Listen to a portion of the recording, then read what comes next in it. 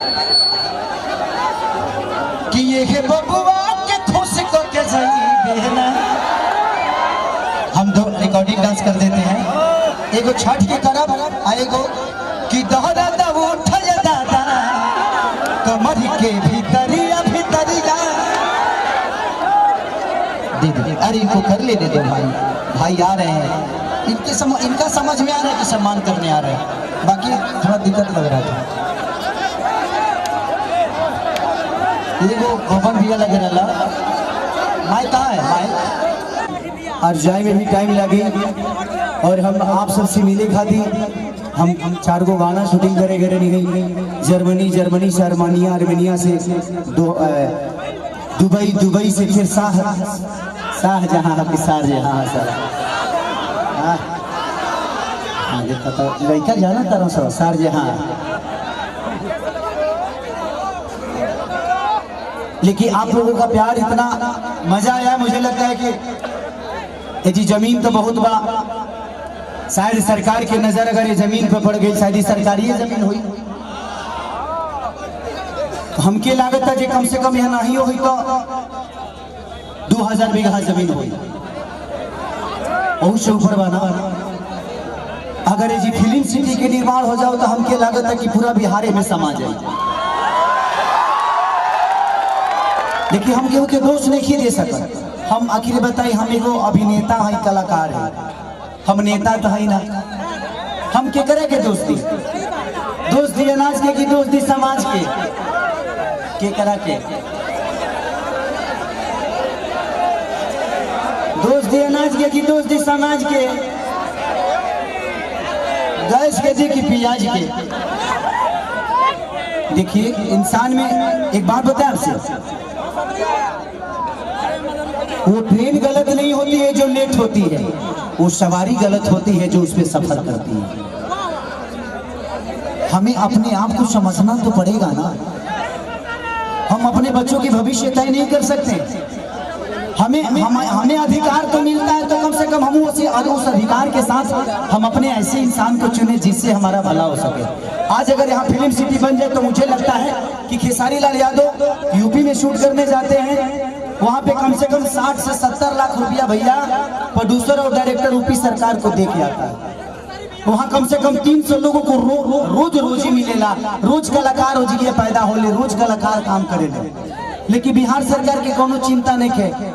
ये बताए खेसरिया चाहे जितना भी संपत्ति बनौले बा बॉम्बे में बनौले बा, अगर वही चीज बिहार में रही तो खेसरिया का सारा संपत्ति बिहार में रही ना, हम अपना परिवार के अपना भाई लोगों के साथ रहते तो हमके भी तकलीफ होला, हमके भी अच्छा ना लगे कि हम दूसरा शहर में जाके दूसरा राज्य में जाके 2 रोटी कमाता नहीं। हमके शर्म लागेला दूसरा के जगह काम करे में, लेकिन क्या करी जब हमारे खेत बंजर हो जाए तो हर तो दूसरे के खेत में चलावे के पड़ी हमके। और हमारा खेत बंजर, हम किसान हो के भी इस खेत को आबाद नहीं कर पा रहे हैं तो गलती हमारी है। गलती हमारी ये है कि हम जब इलेक्शन आता है तो खाली 2 फ्रूटी पिए लगे तो बटन दूसरा जगह चल जाता है। सबसे पहले एक दिन की खुशी को मारना पड़ेगा अगर आपको पूरे जीवन की खुशी लेना है। एक दिन की खुशी को जिस दिन आप मार दीजिएगा, अधिकार वो आपका नहीं है, वो आपके बच्चे का भविष्य है जो आपको तय करना है। पैदा करना ही बच्चों का भविष्य नहीं होता, शिक्षा देना ही भविष्य नहीं होता। ये बताइए खेसारी के बेटा बेटी है, खेसारी का लगे पैसा बता वो अमेरिका में पढ़ा दिए, लेकिन सबका लगे वो सक्षम तो नहीं खे ना जब अपना बेटा बेटी का अमेरिका में पढ़ाई। तो बिहार में कितना लोग खेसारी बजे एक गो ना, एक खेसरिया बा। ये बताइए आज भी हमारे बिहार के नेता हैं, यूपी के नेता हैं, सबके अपने बच्चे कोई अमेरिका में पढ़ता है, कोई लंदन में पढ़ता है, कोई मॉरिशस में पढ़ता है। किसी किसान का बेटा कहाँ पढ़ने जाता है क्योंकि उसकी क्षमता नहीं है। क्योंकि इन लोगों ने अगर यहीं पे स्कूल दिया होता तो इनके भी बच्चे यहीं पे शिक्षित हो जाते। लेकिन इन्होंने जब अपने बच्चे का भविष्य तय नहीं किया तो हमारे बच्चों का भविष्य तय कहाँ से कर पाएंगे? अब ये बताइए कि यूट्यूब पर डाल दी तो लोग ये खेसरिया राजनेता हो गए। अब हम अपन दुखों ना कह सकिले। अच्छा हम नाजायज बोलते हैं चाचा।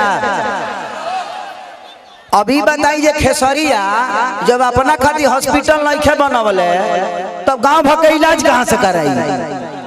तो जब ये हमारे नेता अपना इलाज कराने के लिए एम्स में जाते हैं, हमारे नेता अपना इलाज कराने के लिए बॉम्बे जाते हैं, विदेश जाते हैं, तो ये बताइए जब ये अपने इलाज के लिए अस्पताल नहीं खुलवाए तो हमारे इलाज के लिए कहां से खुलवा पाएंगे। मेरी उम्र आज 28 से 30 वर्ष की हो गई। 30 वर्ष से हो सकता है 5 वर्ष बाद मुझे होश आ गया होगा। 25 वर्ष से तो ऐसा ही देख रहा हूँ कि हमारा बिहार में बदलाव कुछ नहीं हुआ है। दारू बंद हुआ है तब वो मिलिए रहा है। इसमें दोस्त हम सरकार को नहीं देंगे, क्योंकि हमारे पास रोजी नहीं है। हम अपनी रोजी ढूंढते हैं, वो चाहे हमें नशा में मिले या बुराई करके मिले या किसी का मर्डर करके मिले। हमारे पास अगर रोजी होती, हमारे पास काम होता, हमारे पास किसी का विश्वास होता, तो शायद आज हम भी बेकार नहीं होते। किसी फैक्ट्री में अपने ही जिला में, अपने ही गृह जिला में, अपने ही घर में काम करते। तो जब इंसान बेकार होता है तो वो गलत काम करता है। तो गलत काम तभी होता है जब इंसान फुर्सत में होला। गलत काम हो टाइम ना मिले। सही बताओ, तार गेहूं के दवरी आई तो तू दूसरे के टिकोड़ा तुरे जीवो, तू अपन गेहूं दही बना। तो जब हमारे पास अपना वर्क होता, हमारे पास फैक्ट्रियां होती, तो आज हमारे भी घर की औरतें अपने पति के साथ रहती। ये अपने पति के लिए तरसती नहीं कि होली में आएंगे तो दीपावली में आएंगे। आज हम अपने बच्चों के साथ होली मनाते, दीपावली मनाते। हमें दीपावली मनाने के लिए किसी का परमिशन लेना पड़ता है, किसी से लेटर देना पड़ता है कि सर हमको जाना है अपने बीबी के पास, छठ आ गया है। तो हमें तो त्योहार मनाने की भी आजादी नहीं मिलती है।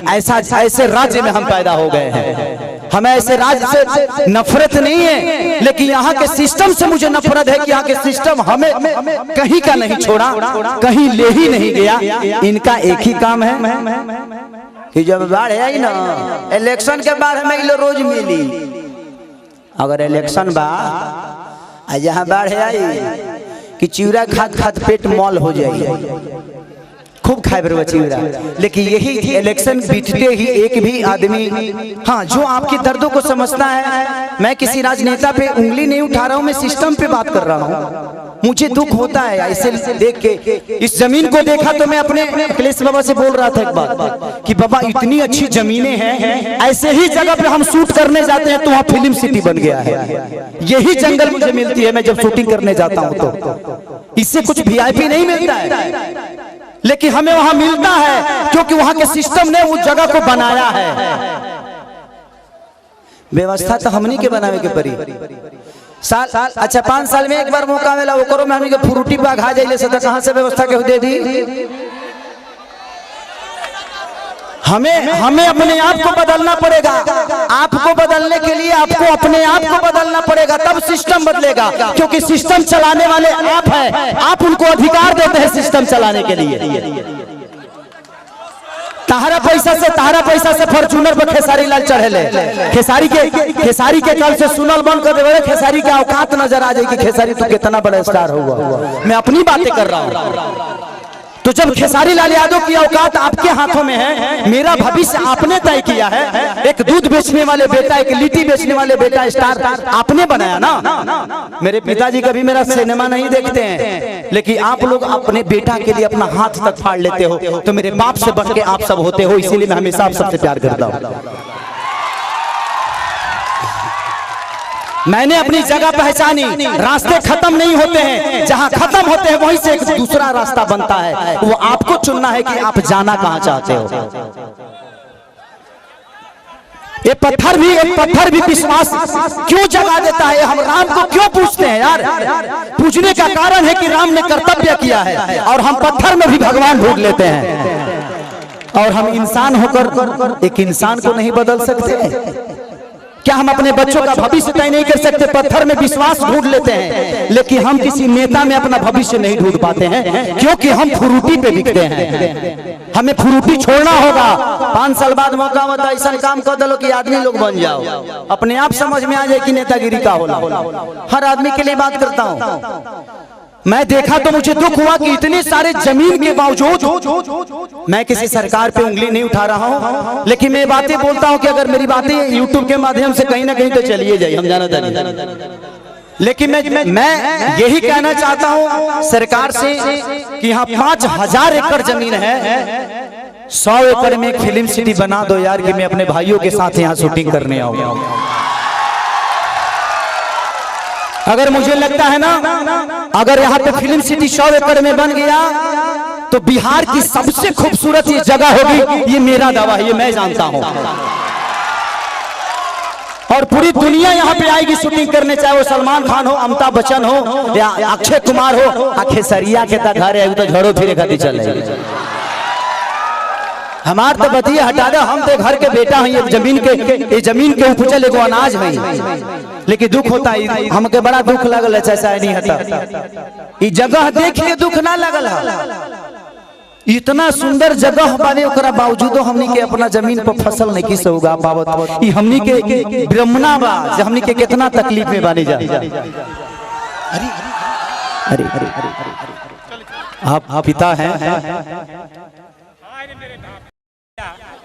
क्या कहूँ?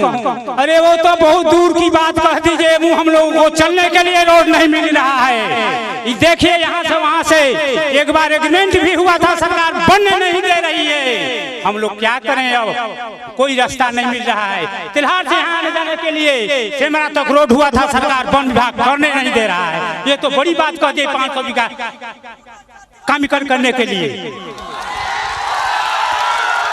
एक बात बताई, हम बहुत गरीब परिवार के बेटे लगे 50-100 करोड़ 200 करोड़ रुपया नहीं थे, लेकिन भगवान अगर हमके बहुत बड़ा जहिया बना दी है ना, हम वादा करते नहीं। हम ऐसे वादा करके देखे हम नेता ना है, हमके वोट नहीं खेले बेके और वो लोग बिना आशीर्वाद दिले हमारे खाती बहुत बात। हम वादा करते नहीं कि भगवान अगर हमके बहुत बड़ा आदमी बना दे ना, तो हम अपना पैसा से फिल्म सिटी बनाए भेजी गया, जमीन लोग इसलिए इतना नीमन जगह हम साउथ में, अभी साउथ के सिनेमा करके नहीं है, इतना नीमन जगह हमके साउथ में ना मिला। हम अपना जीवन में पहली बार इस जगह पाइल भाई, इस जगह पे आया, इस जगह पे आके ऐसा लगा जी यहाँ जन्नत है। और यहाँ पत्थर नहीं, यहाँ हर पत्थर पे एक इतिहास बना हुआ है, बस लोगों को पढ़ना आना चाहिए। लेकिन मुझे नहीं लगता कि इस सरकार को कभी ये पत्थर नजर आएगी। इनके नजर में ये पत्थर है, क्योंकि इसके लिए आपने मंदिर नहीं बनाया ना। एक पत्थर को रख के जब हम मंदिर बना देते हैं तो उस पे जल चढ़ने लगता है। आज इस पत्थर पे आप मंदिर बना दीजिए, देखिए सारे भक्त जल चढ़ाना शुरू करेंगे और ये हमारे लिए मंदिर नहीं, भगवान का मूर्ति बन जाएगा यही पत्थर। लेकिन सरकार के नजर में एक मामूली ये पत्थर है, लेकिन वो मंदिर बना दे तो शायद ये पूजनीय हो जाए, लेकिन शायद ये लोग नहीं बना पाएंगे। हम 30 साल से तो यही बोलते आ रहे हैं, लेकिन लोगों को लगता है कि मैं राजनीति करने लगता हूँ। मन करना चाहिए, हमारा 25 साल 30 साल हम हीरो में ठीक बनी, नेता बन जब तो कहीं सटे के मिली हो, वही तो हर जगह देखे बात कोनो फोटो नहीं खींचो है ना। अभी बताओ जो हैंगा धोइयो लेते तो केहू कुछ बोले वाला नहीं खलो, ऐसे हमारा नेता नहीं बने। हमको कुर्सी नहीं चाहिए, हमको कुर्सी पे बैठने वाले वो लोग चाहिए जो मैं चाहता हूं कि हर आदमी एक घर में नेता है। आप अपने घर को चलाते हैं तो आप नेता ही तो हैं। आप अपने घर को चलाते हैं, आप 6 आदमी को चलाते हैं, यहाँ 12 करोड़ जनता को मुख्यमंत्री चलाते हैं, तो उनको पावर दिए है तब ना। तो इसीलिए मैं चाहता हूं कि आप लोग अपना भविष्य तय करिए।